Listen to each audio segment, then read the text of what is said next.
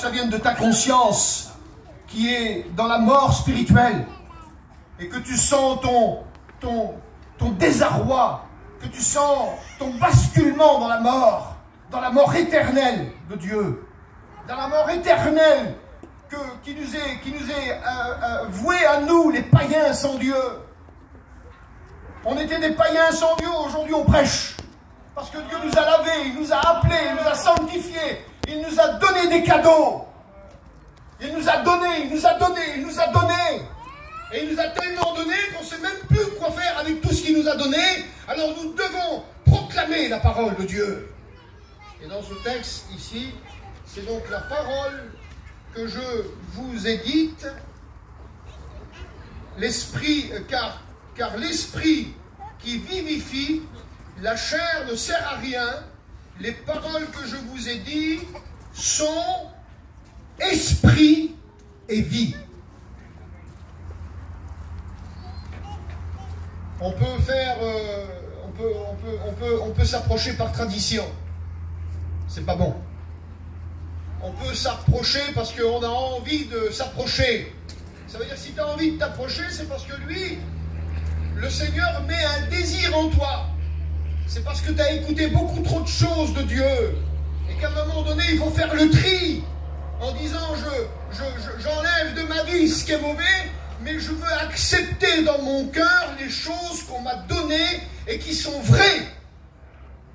Et c'est à partir de la vérité, c'est à partir de la vérité et de l'humilité que quelque chose va se passer. Si tu viens ici comme une orgueilleuse, pardonnez-moi, je respecte cette assemblée, mais vous me permettez de me dire des mots quand même. Si tu viens ici comme une orgueilleuse ou comme un orgueilleux, tu ressortiras. Tu sais, j'aimerais quand même te dire une chose. Dieu te connaît, Dieu connaît tous les hommes, toutes les femmes. Mais par contre, Dieu ne fera rien pour toi parce qu'il a déjà donné son Fils pour toi. Donc ça veut dire que le témoignage, tu le connais. Et si tu dois être transformé, déjà avec ce que tu connais, il faut être sincère. Si tu es tricheur, tricheuse, et que tu vis à ta manière, et que à la limite, il y en a qui vivent comme des chrétiens, mais ils sont perdus. Ça va, c'est pas trop méchant ce que je dis là. Hein. Eh bien, je le dis parce que c'est vrai. Parce qu'ici, on dit la vérité. Il y en a qui sont orgueilleux comme des pans.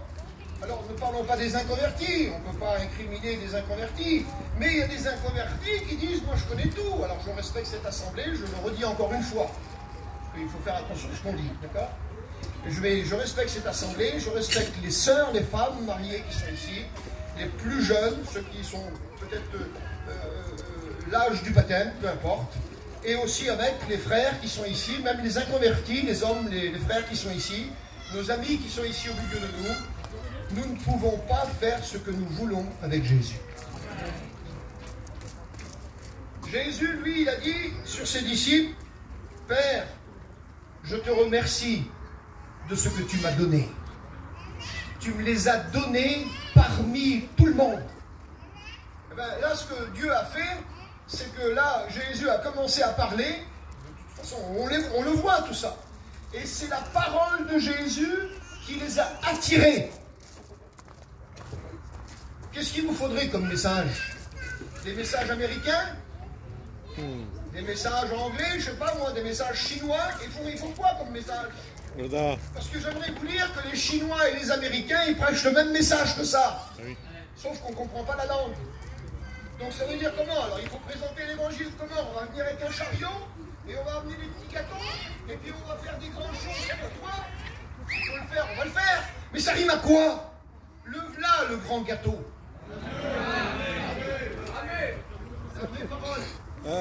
Celle-ci, elle t'emmène au ciel. Gloire à Dieu. Tandis que tout ce qui est factice dans ta vie, ou tout ce qui est factice pour organiser ta vie, ça va t'emmener, je le dis, hein, en enfer éternel.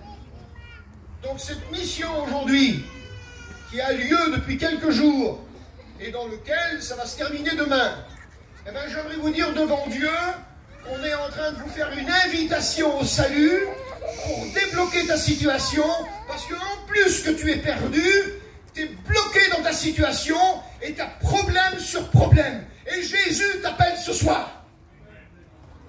Il veut délivrer ta vie. Délivrer ton cœur. Alors moi, je vais m'en tenir à la parole. Aussi, on est des prêcheurs, on prêche aussi, hein. Mais je vais m'en tenir à la parole parce que je voudrais vous amener sur le terrain.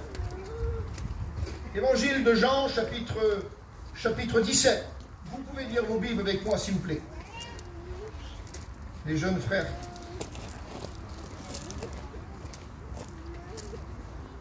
Voilà, chapitre 17. Chapitre 17, verset 2. Écoutez ça.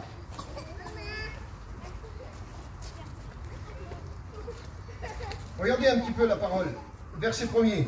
Après avoir ainsi parlé, Jésus leva les yeux au ciel et dit, Père, l'heure est venue. Glorifie ton Fils. Le mot, il est exceptionnel. Pourquoi?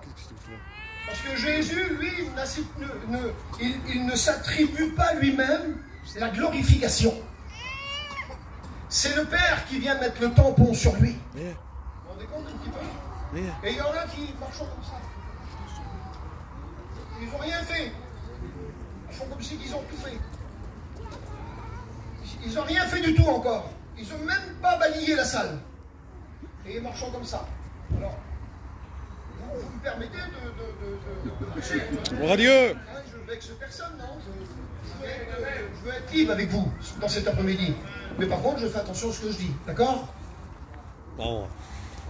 Donc, ici, il est question de ça. Après avoir ainsi parlé, Jésus leva les yeux au ciel et dit, Père, l'heure est venue. Glorifie ton Fils, afin que ton Fils soit glorifié. On est compte un petit peu? Pourtant, Jésus n'avait pas besoin de faire cette demande-là. Et il y en a qui veulent venir à l'évangile en sous-marin.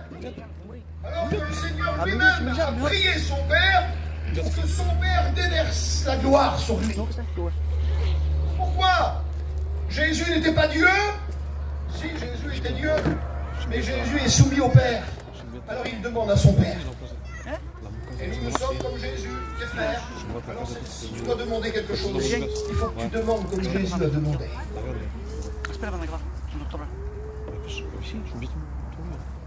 Le verset 2.